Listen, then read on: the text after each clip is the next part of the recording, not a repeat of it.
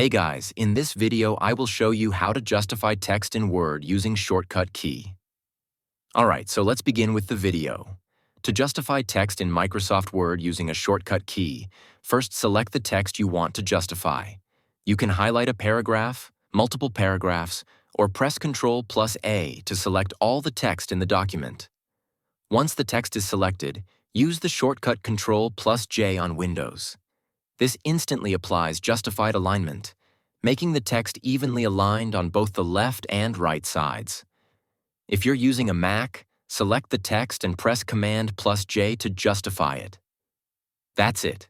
The shortcut works for any selected text and is the fastest way to justify text in Microsoft Word without opening the alignment menu. And that's it. So that's basically how you can justify text in Word using shortcut key. So that's all for this video. See you in the next one. Thanks.